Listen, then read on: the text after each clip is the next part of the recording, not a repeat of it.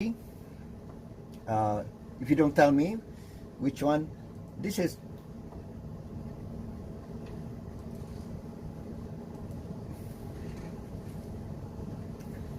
chapter 3. We're gonna study. Doesn't come out yet.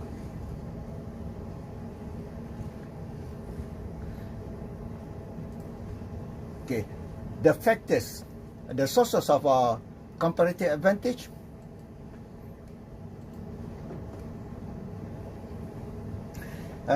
The outline, factor endowments as a source of comparative advantage, and this is exactly the Heckscher-Ohlin theorem of international trade. Heckscher-Ohlin, this is factor endowment, because there are a number of factors that will affect the shape of the possibilities frontier. So we're talking about this, the shape of an increasing return. Previously, 2 by 2 by 1 was a straight line. The production possibilities frontier was a straight line.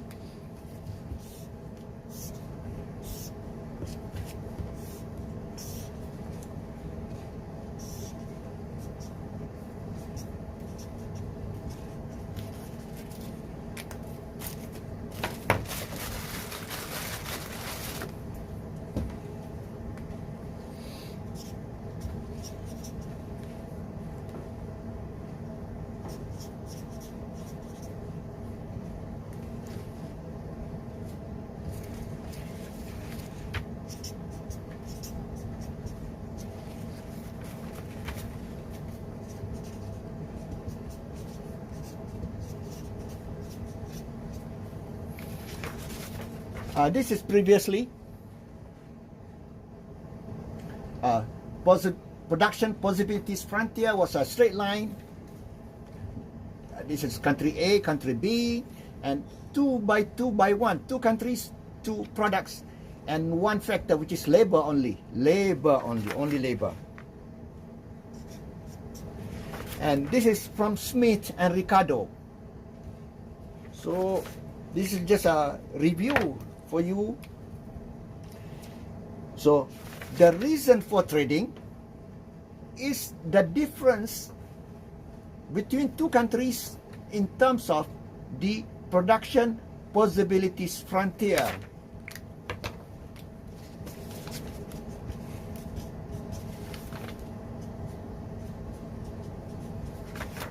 Production possibilities frontier.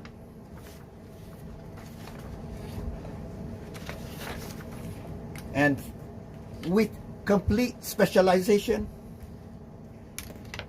country A specialized in product X, country B specializes in product Y.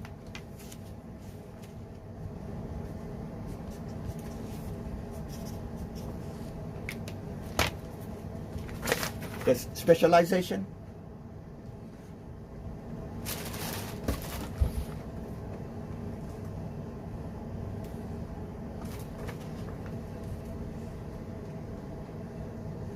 Yes, that's specialization. Country A specializes in product X, country B specializes in product Y. So that specialization must be on the line of production possibilities frontier. This is before trade, and I'm gonna trade now. So 2 by 2 by 1, Smith, Adam Smith and Ricardo, 1 factor only. 2 countries, 2 labor, 2 goods X and Y, and 1 factor only, which is labor. So when they trade,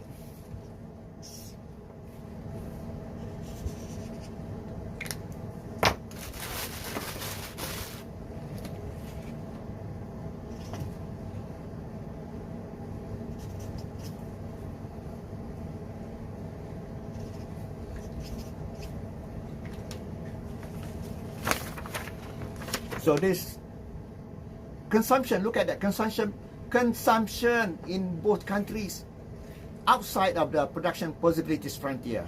So, and then we're gonna see import export, and then there's a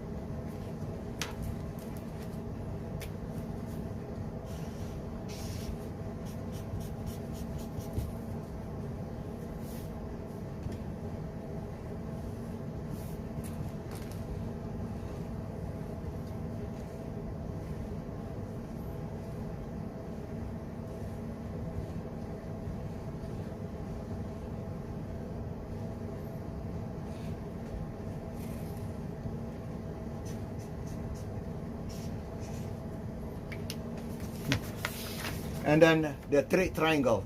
I may not draw it, very precisely. Should be the same size, but my drawing is not good, so should be the same size, the triangle. So that was 2 by 2 by 1. Now we're gonna study the 2 by 2 by 2.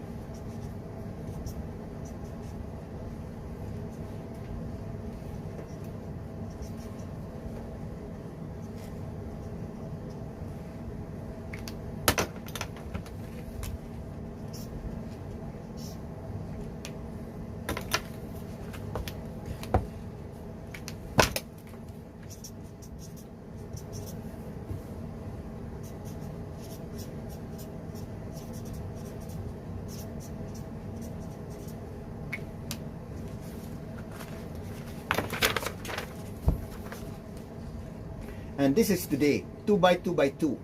2 countries, 2 products, and 2 factor, which is capital and labor.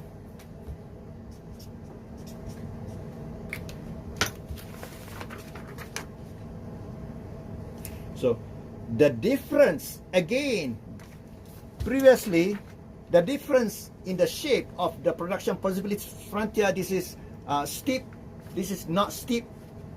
That difference was or is the reason for they trade with one another. Now the same, the difference in the shape of this production possibilities frontier, the reason for trading between the two countries.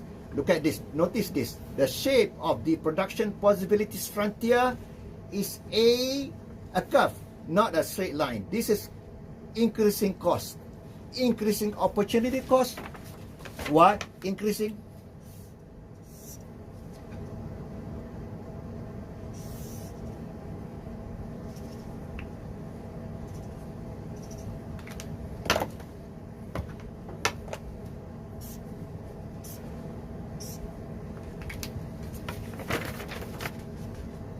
look at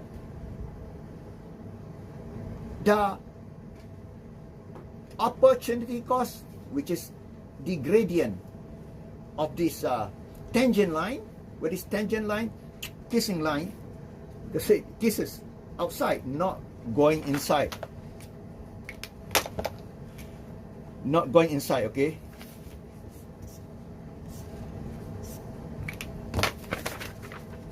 Not going inside. That just touches this tangent line. That gradient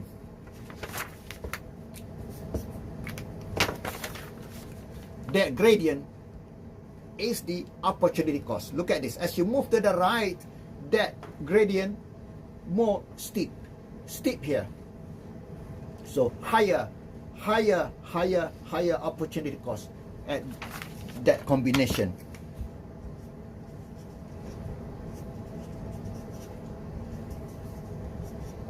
Because if you can see,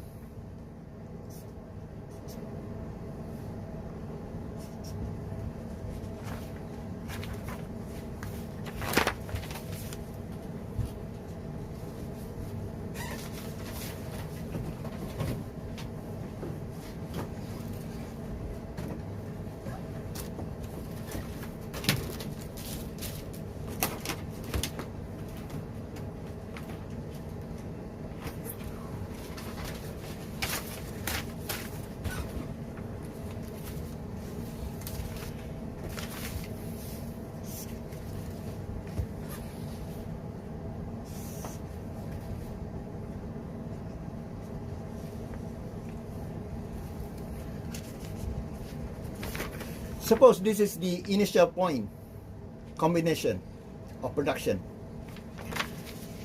Going to the right, increase one more X, production of X, you have to sacrifice, let go, reduce production of Y this much.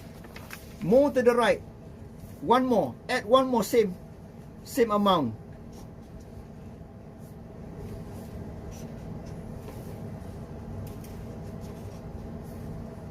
Same amount.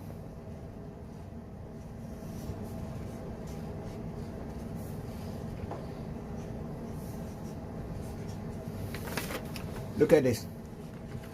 Same amount you add more production of X, you have to reduce more and more and more and more. A lot more. Little, more. You have to reduce more production of Y. It means that you have to sacrifice more and more. Just adding one more X, you have the rate of reduction for Y increases. That's the increasing cost, opportunity cost. That is explained also by the gradient.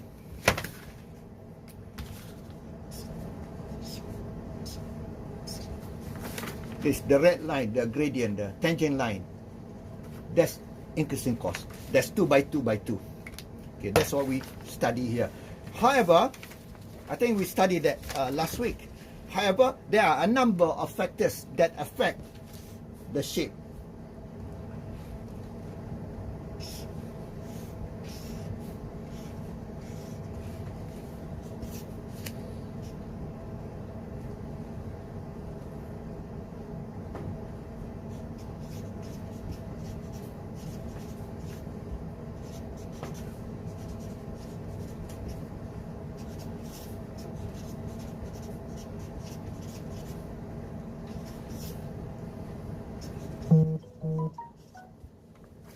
And this is the shape of this country, PPF X Y.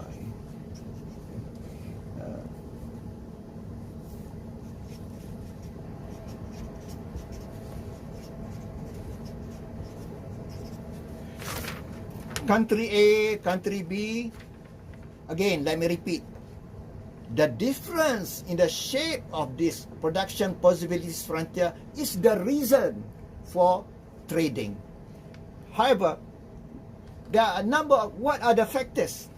This is chapter 3 is all about. What are the factors for the shape? The difference in the shape. Number one is factor endowment. And this is precisely Heckscher-Ohlin theorem. Number one, factor endowment. So, country A, assume, is endowed, given, given to have more capital compared with labor. We assume, all you gotta do is just to assume X. Doesn't matter which one. In that case, X, we assume capital intensive. Capital intensive. X. Y, we assume X, good X, capital intensive. It means that to produce that X uses a lot of capital compared with labor. Why we assume labor intensive. That's our assumption. So, factor endowment, assume that X is capital. So this country, country A, should specialize in capital intensive industry, which is X, because their country has more capital than labor. So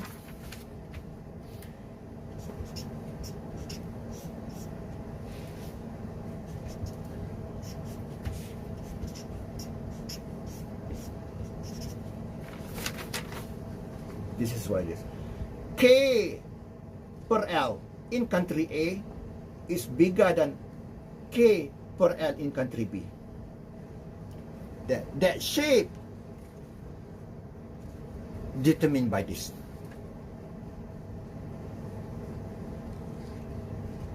That shape of this. And they trade as a result.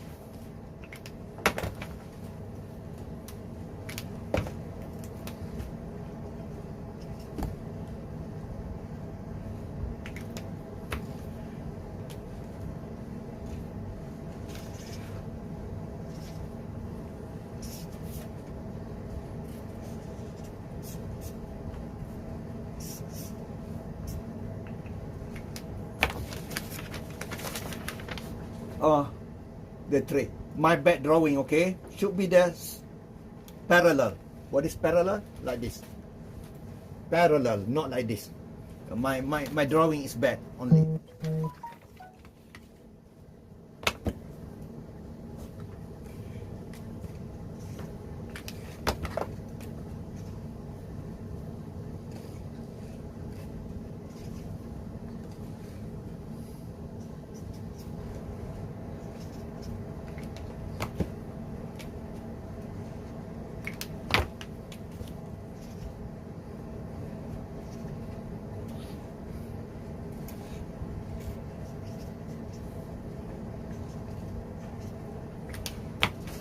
So they trade by country A specialized in X as pot, following the teaching of Hexaolin. Specialized in X, so move to the right, but not complete. Not complete all the way to the end. Partial, that's why we call partial specialization. Partial specialization.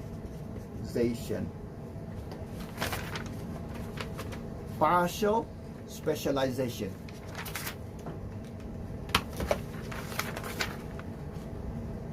And then from there we can build the red line, the trading line, TOT, which is trading line, and country B specialize in Y, move to this point along the, must be on the black curve, which is along the PPF, must be on the PPF, cannot be in, cannot be of you know, outside, definitely cannot be outside of this, because the resources are not enough to do that, but can be inside, but inside is not optimal, can still go more production.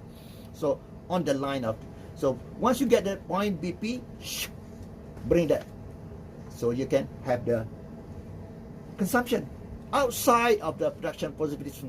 This consumption outside. So notice that this is a same line, my back drawing only, same line, parallel, not different line. So if we put together one graph over another, so it becomes like this.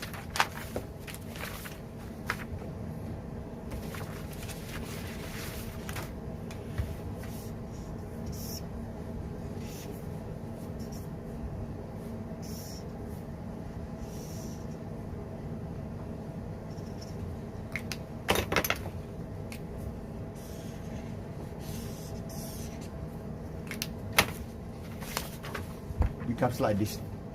Okay, so that's what we're gonna study. Yeah, let me finish with this one, the concept. That's number one factor that determine the shape of this country's production possibilities frontier. It means that this country, we assume X is capital intensive. This country has a lot of capital, more than labor. Lot of capital compared with labor.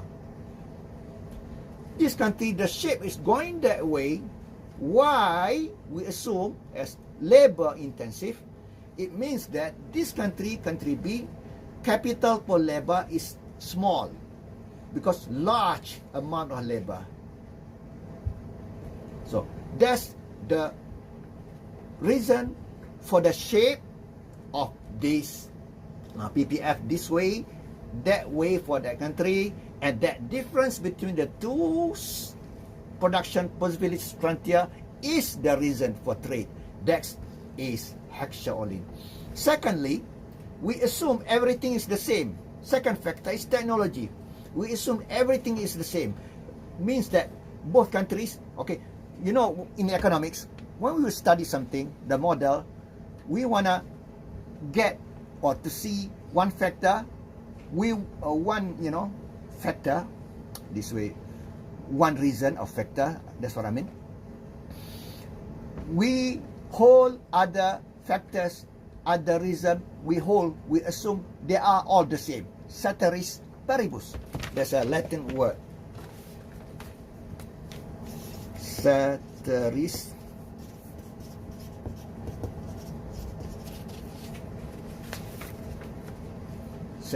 paribus. Assume everything is the same. Assume me, 5 people, me, they all the same height, same weight. Only taste the difference. And then if we want to study taste, now we want to study about technology. Assume everything same weight, same taste, the same, only technology. I have more technology, more handphone, more gadgets, more everything, you know. That way we ceteris paribus. So in this case here, yeah, we assume the factor the same, endowment is the same. Both countries having the same amount of capital, K per L in both countries are the same. Here same. We change to the. Oh.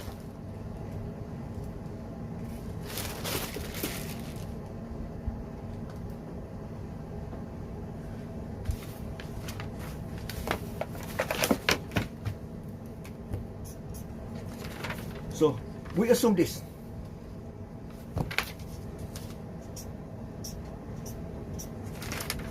We assume the same. Both countries having the same K per L, same. We assume this. That's ceteris paribus. Number one, we eliminate because same.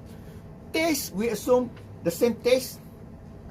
Taste means that both countries would like to use X.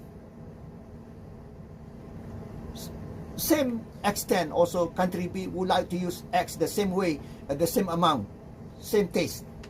So now the change is technology. So it means that this country has, I don't know why, I didn't do anything. Yeah, happens to my, you know. So we assume everything is the same.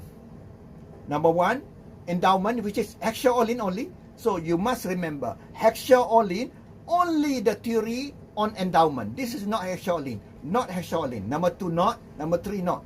Only number one, Hexaolin. So we assume this is the same. So we eliminate this. We assume taste, they're the same. Taste in terms of consumption of X relative to Y in country A, same as country B. Country A wants to use cars, compared with rice, same way. Country B, same way, no difference. And then the only difference is the technology. It means that this country has technology suitable for X. Another assumption we must say, we must assume that you know, the factor K and L are suitable for one goods only. Capital is suitable for X because we assume X is capital intensive. Labor is suitable for Y because we assume Y is the labor intensive. So that's another assumption. So we're gonna see that in the slide. So but I'm teaching you ahead of time now. So now this means that country A has a lot of technology suitable for X. This means that country B has a lot of technology suitable for Y. Or in other way, this country, it means that this country, country B, does not have technology suitable for X. Does not have technology suitable for X. That's the shape. That's number 2. Number 3, we assume everything is the same. Ceteris paribus. Endowment, the same. Number 1, eliminate. Technology, the same. Eliminate. Number 3, taste. It means that this country, in terms of taste, you know, like, you know, to consume X, and this country consume Y. So that's the whole thing that we study. So let's now we start with the slide. Any question? Let's go back to the slide.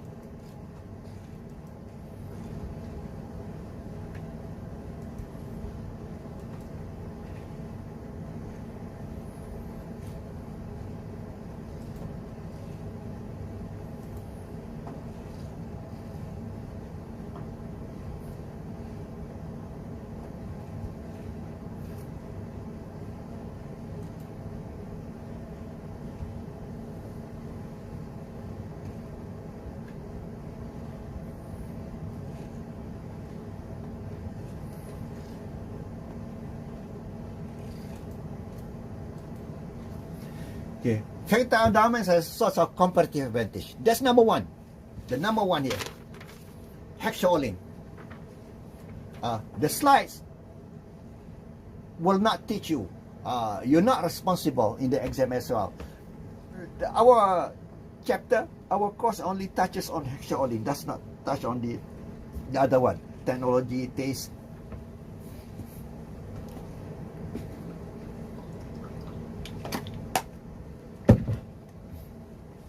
Is international trade responsible for the loss of American manufacturing jobs? Is the factor endowment theory a good predictor of trade patterns? That's the Leontief paradox. Economies of scale. So now after this is alternative to this hexaolin. Okay. Suppose this economies of scale. Suppose the two countries having the same endowment. Suppose this, if you can, I hope you can see. Tell me that you can see it now. I want to know. Here, can't you see my hand? Respond, please. I cannot know. Not on my screen. Tell me that you can see my hand moving, my finger moving.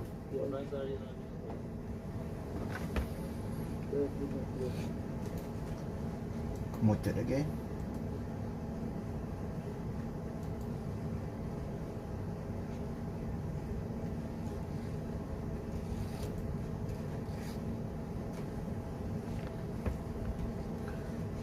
So can you see? Oh, wait. Oh, yeah, I can. Yes. So assume both countries having the same type of endowment.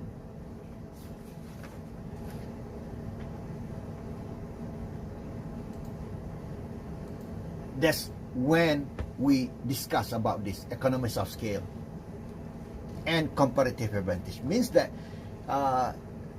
besides the endowment, suppose no endowment difference between the two countries, other things can affect, can bring out the difference between the two countries in comparative advantage. You know, comparative advantage will make two countries trade among each other. In our model, two countries only, right? So trade. So what are other factors, sources of comparative advantage? Number 1, endowment, hexaolin. Number 2, the technology, taste, and number 4, economies of scale as well. Economies of scale, and the rest is overlapping demands. If you want to extend more, intra-industry trade, we assume, no difference in comparative advantage. Technology as a source of comparative advantage, product life cycle theory, our technology I discussed already, and dynamic comparative advantage, industrial policy. So now, what the WTO rules that illegal government subsidies, government regulatory policies, transportation costs also, all this while we assume no transportation costs. That's Smith, Ricardo, and Hexaolin as well. So we assume no transportation costs. Now what happened if we allow transportation cost?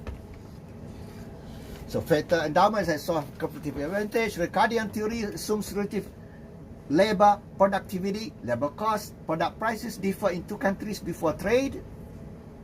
Assumption of labor as the only factor of production rules out explanation of how trade affects distribution of income among factors, and why some will support free trade and why some other people will oppose free trade. So number one, factor endowment theory, Hexaolin. Immediate basis for trade is the difference between before trade relative product prices of the trading nation. Product prices, that difference, it is actually the opportunity cost. I'm running out of paper.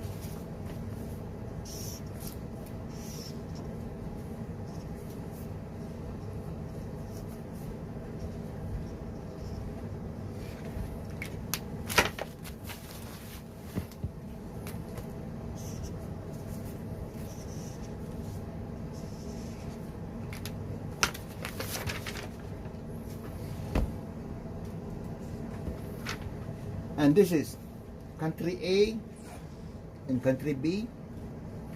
So assume in the middle, that's the autarky before trade production.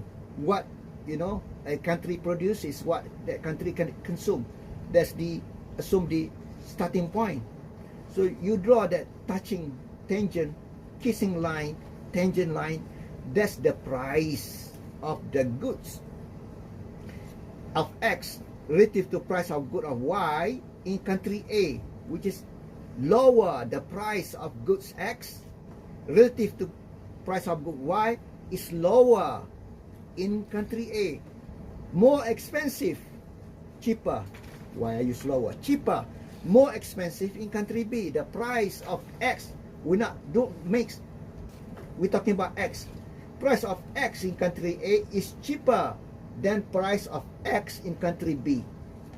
And this is exactly opportunity cost. That line, the tangent, the gradient, is the opportunity cost. So, immediate basis, the reason for trade is the difference between the two countries before trade, in the relative product prices. Relative product prices, I showed you just now, depend on production possibilities, frontier, depends on the shape.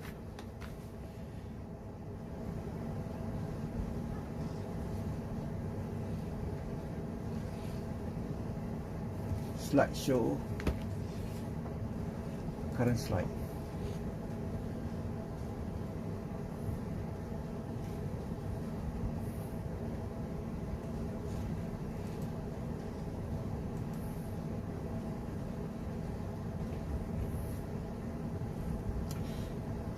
So we're talking about that shape is determined by the capital labor ratio, the one that I showed you earlier. Capital labor ratio. Oh, I see. When I do the slideshow, I cannot see anything else. So I better not use the slideshow. I can see the window of my camera.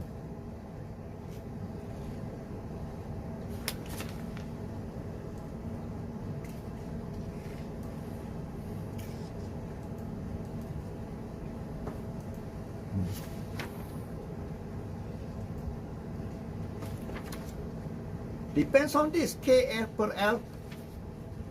Okay. Determines by competitive advantage of this. This will determine the comparative advantage of a country.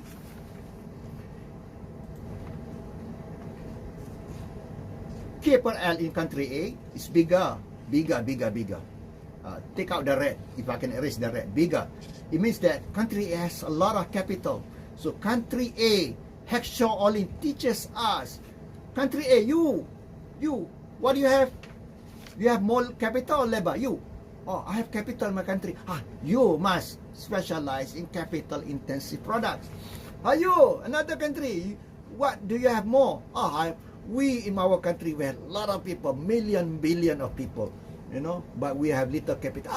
You must specialize in labor intensive products. Who says that? Not me. Hackshaw Olin says that. I'm just making a drama, okay?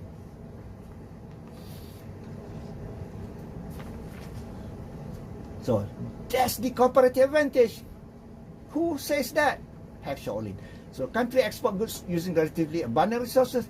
This is the thing. The country will specialize and exports goods that will use the resources or the factor that is available a lot in that country. It means that if country A has a lot of capital, that country will end up exporting goods that will use a lot of capital. On the other hand, if that country has a lot of labor, that country B, will end up exporting, specializing in the production and export product which uses a lot of labor. On the other hand, country imports goods that will use large amount of products that that country does not have. Scarce means does not have. Clear?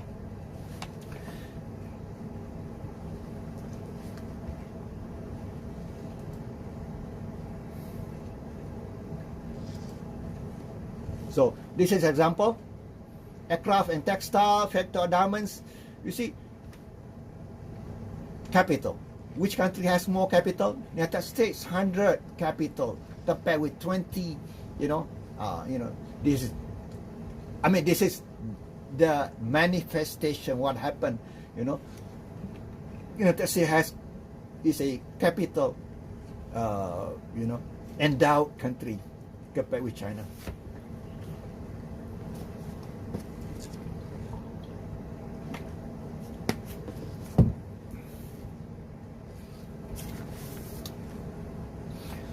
So, nothing new about that. See, China can produce, I say manifestation. This is capital. Machine. Look at this, labor. This is capital, not manifestation or what I said.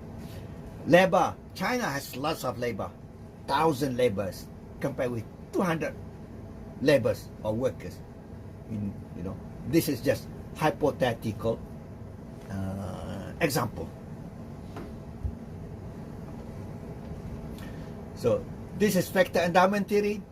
The difference in the relative resource endowment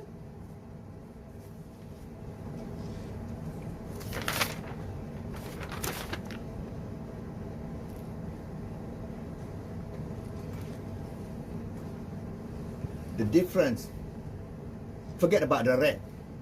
K per L is bigger in country A, K per L is bigger. That difference leads to differences in relative resource price. And this is the thing. We're going to study the magic in this chapter 3. Leads to the difference in the price of factor will lead to the difference in the price of product. I want you to pay attention very, very clearly on this. This is difference in prices of factor. And this one, prices of product. Factor will lead to the difference in the relative product prices. And this will determine the pattern of comparative advantage. What does it mean, the pattern? Country A will export X. That pattern, that's the pattern. Country B will export Y, product Y. Pay attention, because next theory will teach you the factor price equalization theory.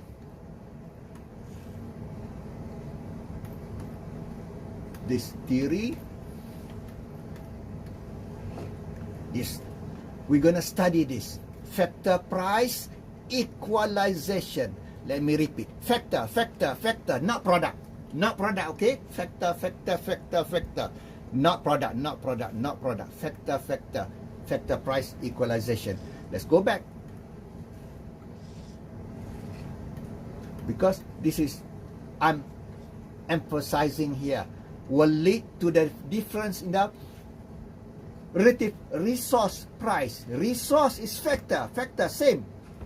I can call it resource, I can call it factor, resource, same thing. Factor, resource. The difference in the relative factor prices will lead to product prices differences, and that will determine the comparative advantage. So factor endowment theory, this for example here, this developing countries usually has a lot of K per L. This is K per L, okay? K per L, very small in developing countries like Vietnam, the Philippines, very small. More advanced countries, high K per L. So nothing new about that graph. So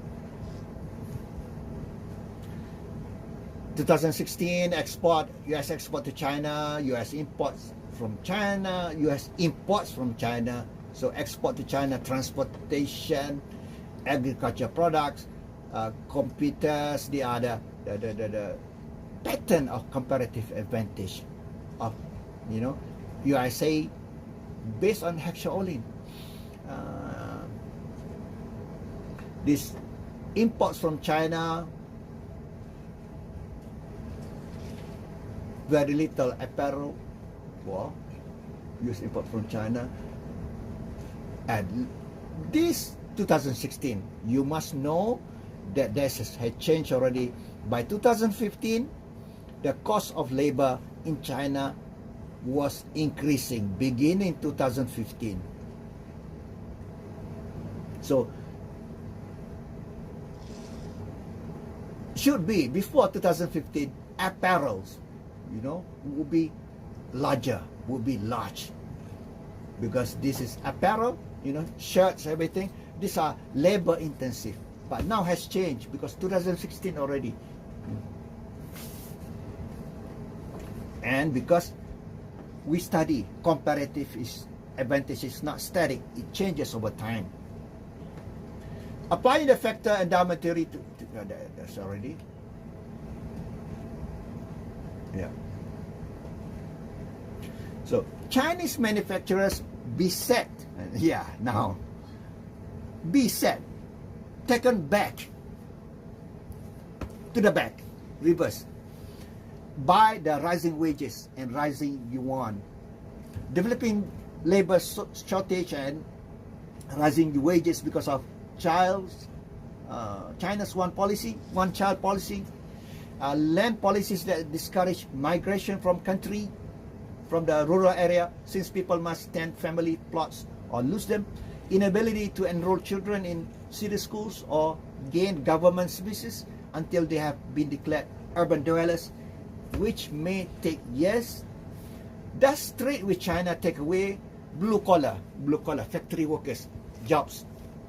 China has bent rules on trade, which alleged by this American writer, currency manipulation, to manipulate currency, which is to make the currency of yuan lower in terms of value, to make products of China cheaper to export, and stealing intellectual property. That's what happened to, you know, USA banned Huawei and all. You know, when I was studying in the US, my true story, okay, because I share the experience. Lots of students from China studied in the departments of mathematics and computer science. Mathematics, computer science, and technology, nuclear engineering. I've seen, but not many, because that's sensitive department for USA to take students from China.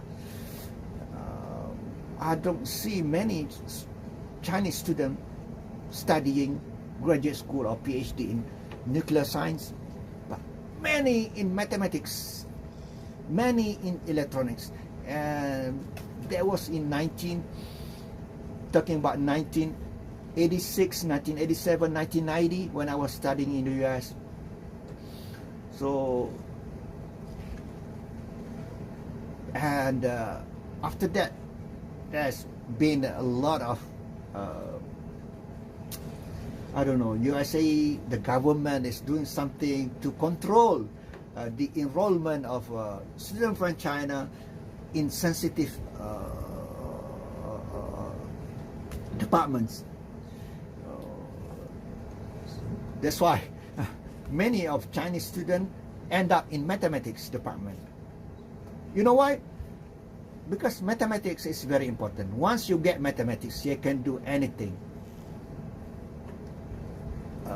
What we have today, computer, handphone, everything that we have today, that we can be online because of mathematics. Once you have mathematics, you can go into science, you can go into engineering, you can go into what, you know, electronics and yeah, what it is, not mechanical engineering, electronics engineering, and so on. So that's why many PhD students and master students from China, when I was studying in the US, in Department of Mathematics. So because this is alleged by the author, I don't say it. The author of this book says China steal intellectual property and from the US as well. So main source of growth is comparative advantage. So I'm just relaying my story, okay? I have nothing against anybody. From what I learned when I was there. Main source of growth is a comparative advantage in labor intensive. China, labor intensive used to be, and now decreasing, because there is another person you must know, Bella Balasa, but we're not responsible in this class because we don't discuss his theory. Bella Balasa.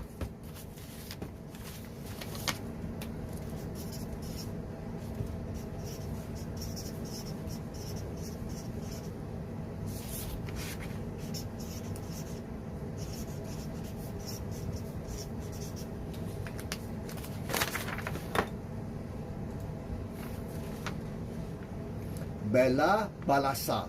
Leather. Leather. You know leather?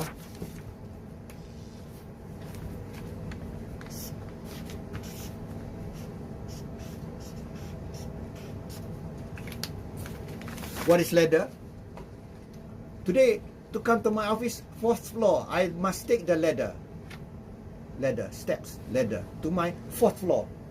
I have not taken elevator. You know what is elevator? The lift, elevator. I have not taken elevator for the past almost 3 years now at the faculty. Since the COVID-19 breakout, until today, I have not taken the elevator.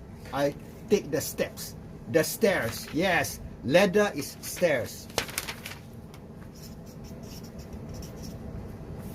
My upstairs. So Balasa teaches this.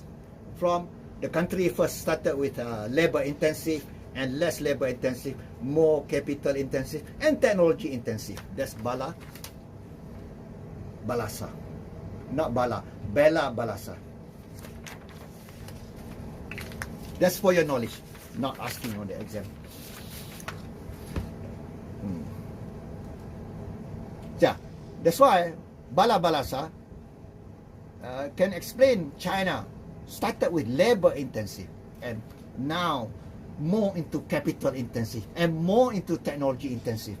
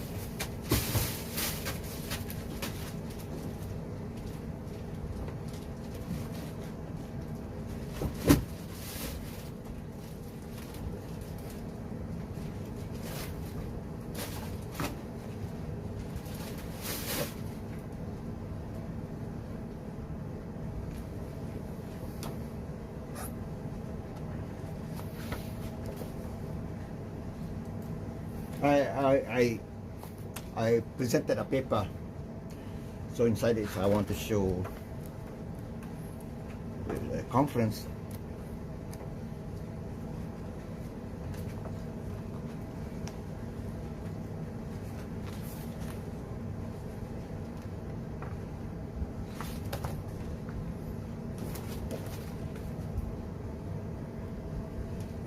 This is from my paper, I don't know.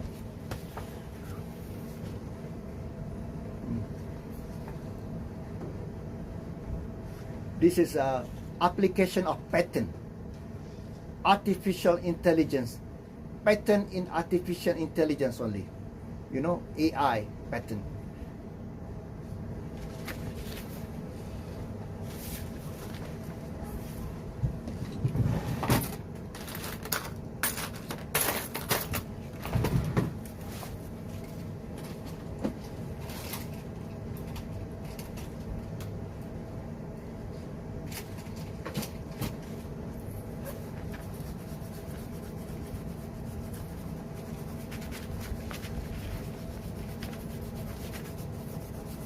Too small.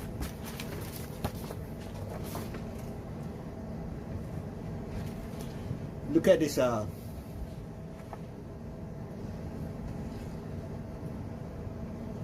This is in February 2017.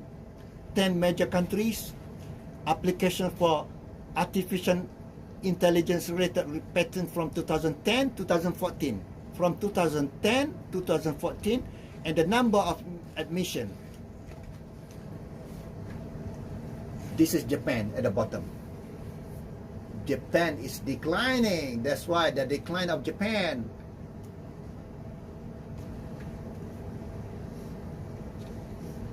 Artificial intelligence patent application. This is China.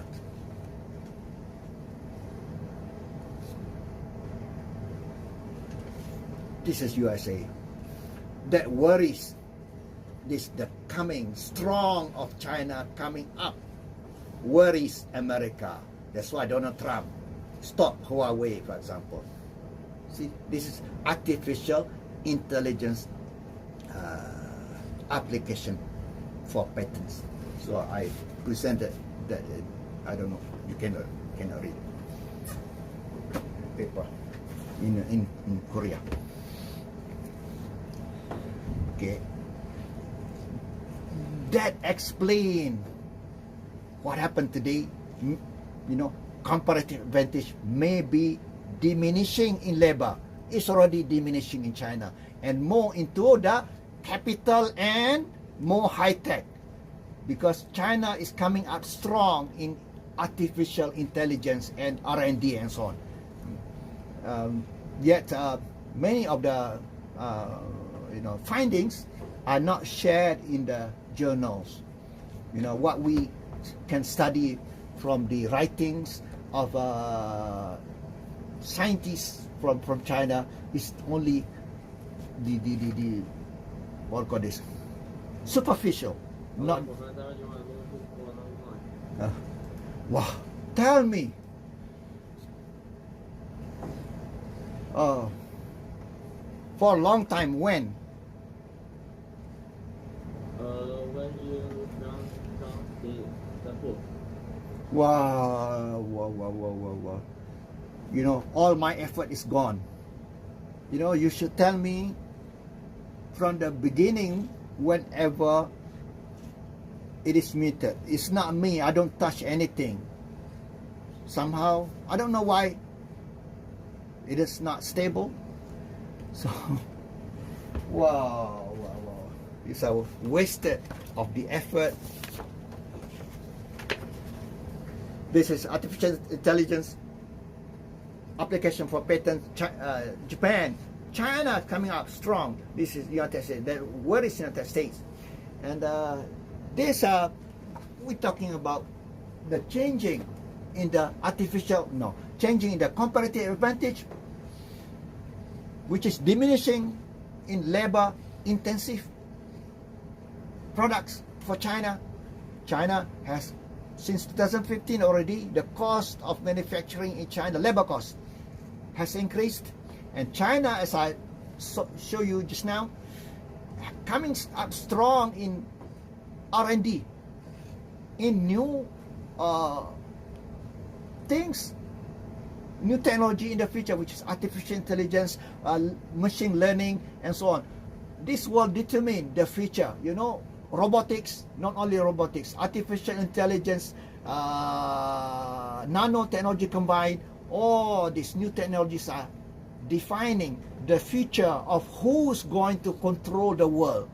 That worries Donald Trump and even Joe Biden today. Whoever watching in the world, you know, it's live on my YouTube right now. There's the camera there.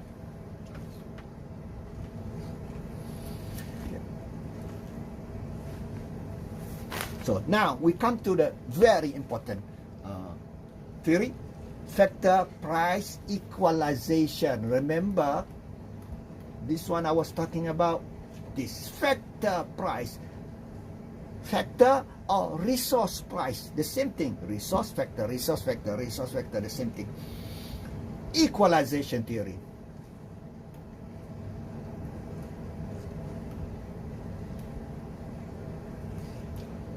Very important subtopic. We close that subchapter. Now new subchapter. Factor price equalization. Trade redirects demand away from relatively expensive, scarce resource toward relatively cheap, abundant resource in each nation. So what it is?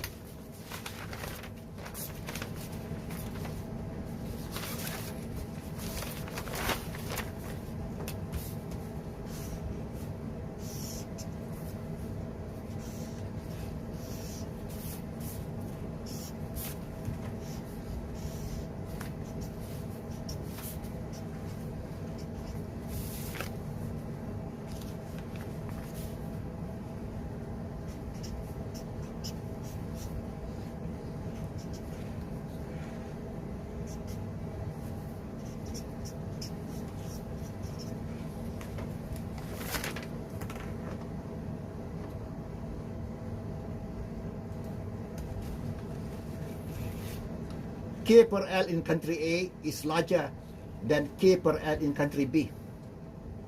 We assume X is capital intensive, X capital intensive. Also here, don't mix up. X is capital intensive in both countries. Y is labor intensive in both countries. And this, you know, it means that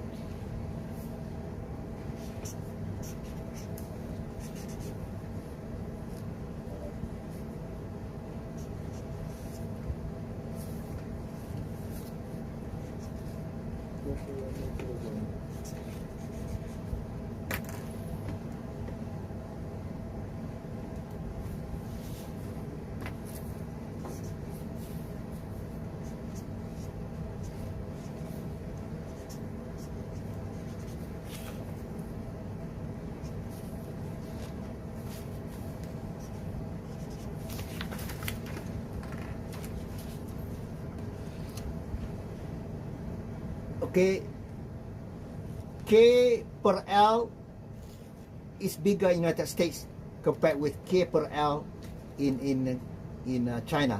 What is K per L? Capital labor ratio. You must know the word. Capital labor ratio. Capital labor ratio is larger in United States compared with in China. So when capital labor ratio is high, it means that a lot of capital. When there's a lot of capital, many capital, it means that a lot of capital in the country. I might be a drama if I can walk, if I can make a drama. You walk and walk and walk. Oh, money, capital. On the street. Means that country just a drama, okay?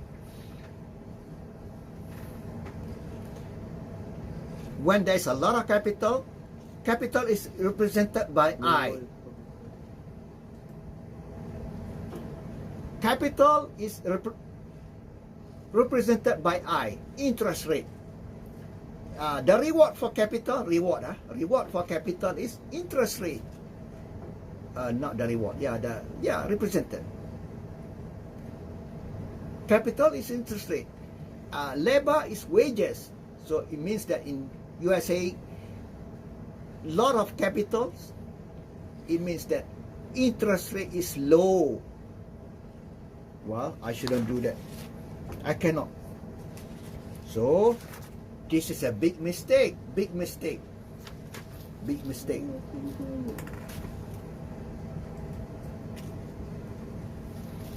Me doing this is a big mistake. You cannot compare apple and orange. Should never compare apple and orange. Big mistake. I should do this. It means that I, USA,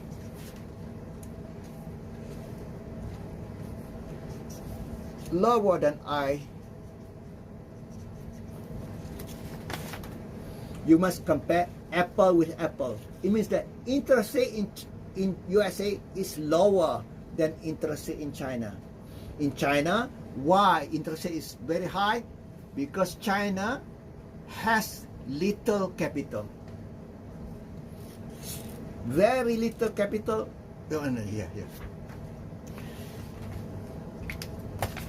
Very little capital in China. It means that interest rate is high.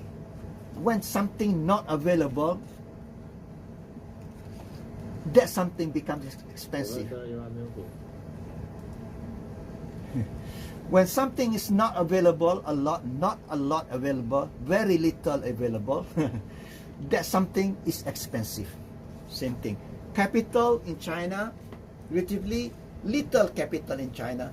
That's why interest rate is high in China. So you must compare I with I, W with W. Cannot compare apple and orange, apple with apple. So this is the right way. Interest rate in China, in USA is smaller than interest rate in China. Wages in USA is bigger than wages in China.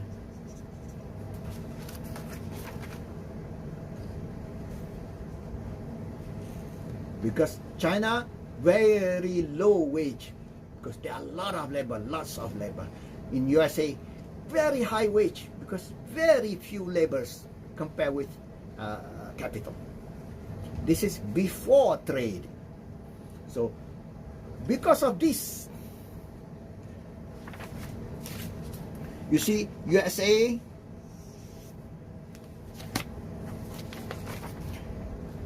very high interest rate,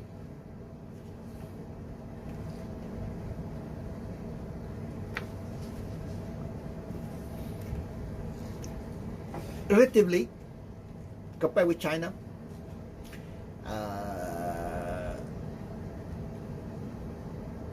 Sorry, very low. United States has a lot of capital, very low interest rate. Mute again. United States very low interest rate because of lots of capital. United States. Whereas in China, very low price of labor. Wages is low in China. So let's go to the slide.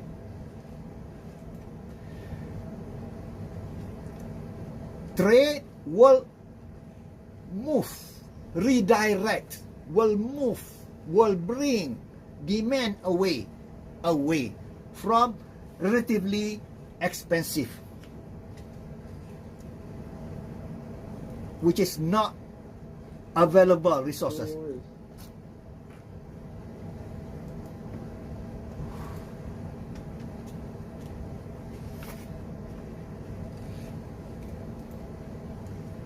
Trade will move away demand, will move demand again. Oh. This is, I don't know what to do with this. It goes without me doing anything. Muting, unmute.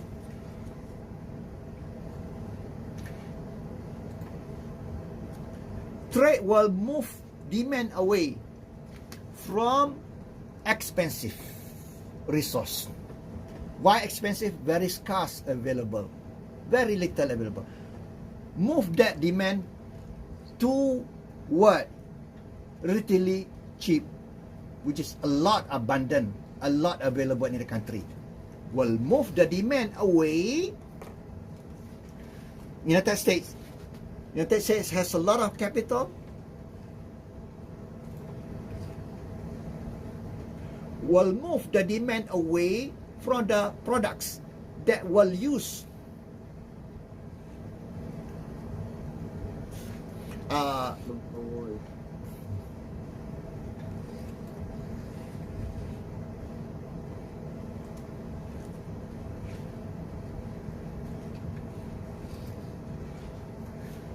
USA has a lot of capital, will move the demand away from production that use labor, because labor not available a lot, very little available in USA.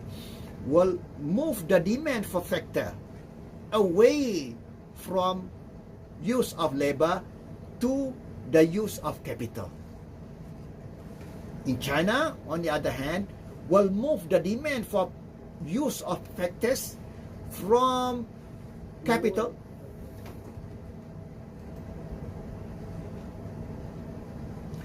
in China will move the demand of factors away from use of capital to more using of labor, because labor a lot available in China. That makes sense. Okay, this as a result, because of that, cheap resource becomes relatively more expensive because of trade. Let me repeat this bullet. Cheap resource previously, which is in USA, cheap resource, what?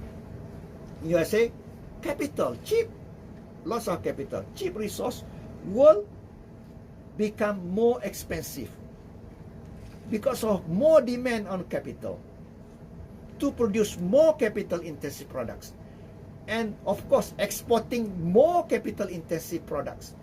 That makes the demand for capital bigger.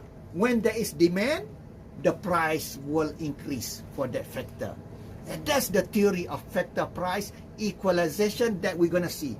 That's the starting. Yeah.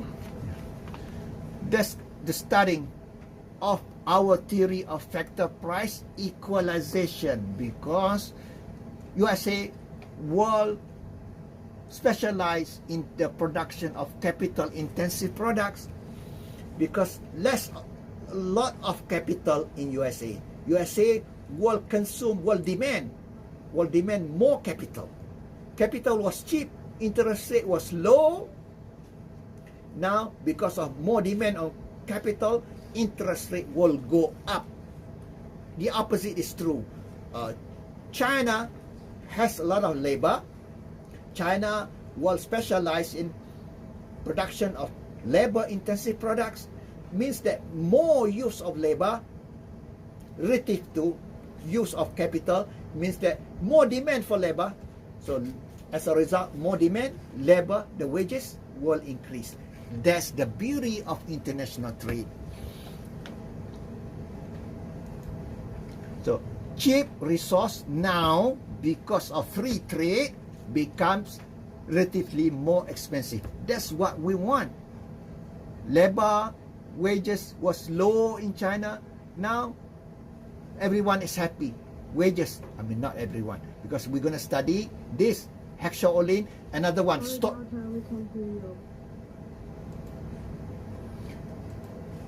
Because we're going to study next, Stopper Samuelson teaches us why some will support free trade, happy and support, why some people will be against free trade, they're not happy with free trade, because the result of free trade, some will gain, some will lose. Who will gain?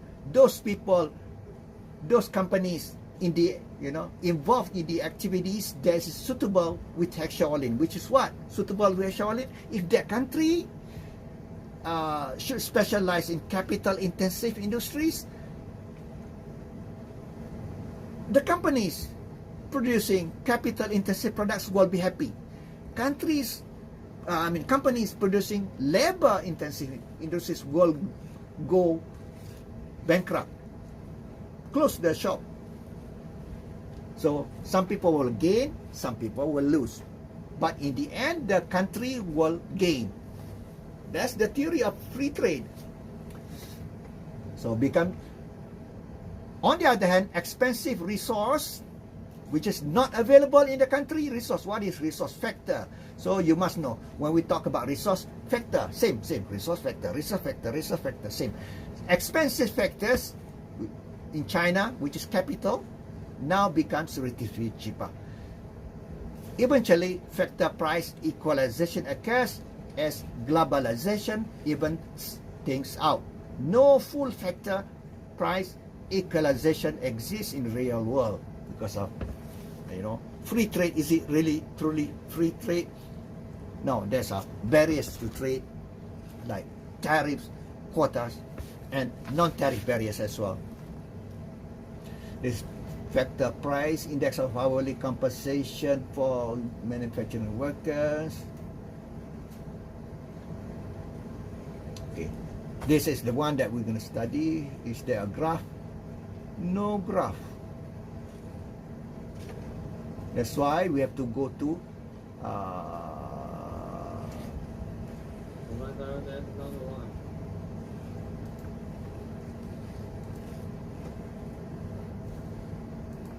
no graph here to explain factor price equalization. That's why we must go to 14th edition.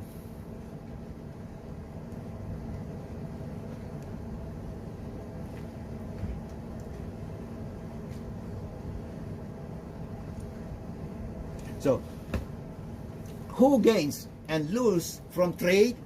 The Stopper-Samuelson theorem. Extension of factor price equalization theory states or countries that increase, not the countries. They say this theorem says that increase in price of a product, you see, increases income earned by resources used intensively in its production.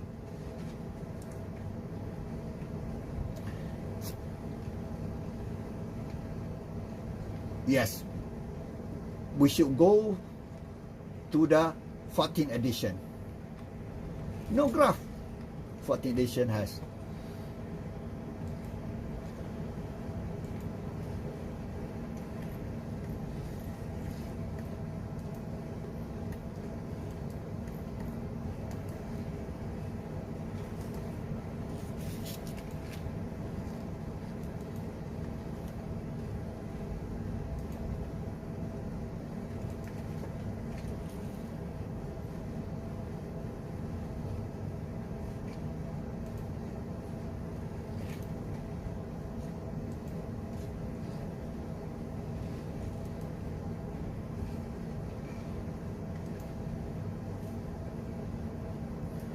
This will explain to us the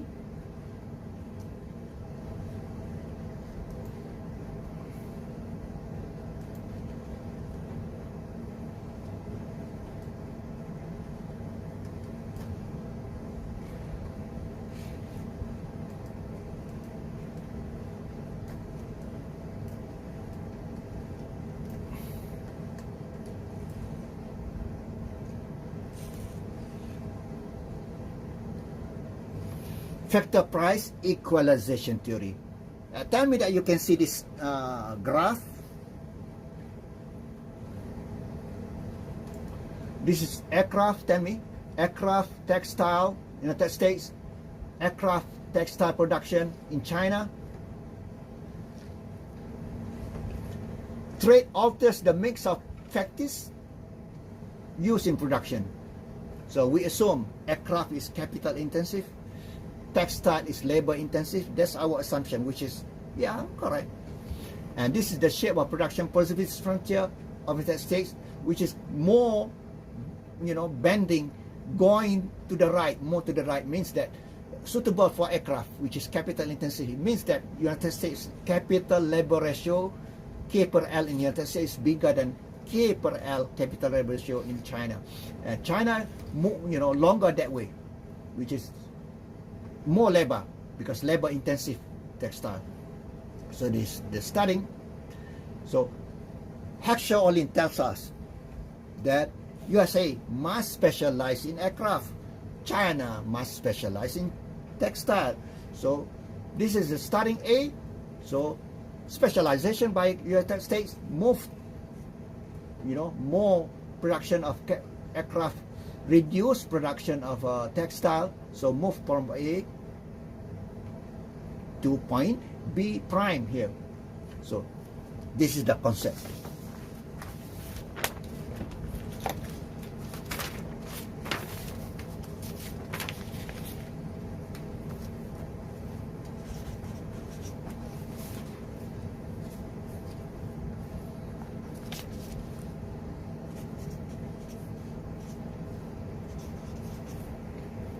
aircraft, textile, China.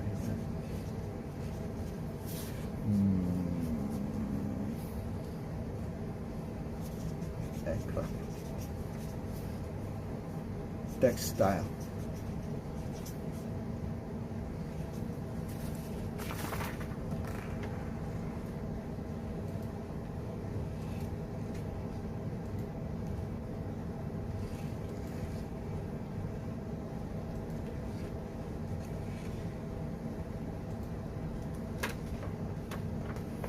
This USA increase production of textile, decrease production of increase production of aircraft, decrease production of textile. China decrease production of aircraft, increase production of textile. That's specialization. So you must know, in both products, you increase, both factors will increase in demand. So here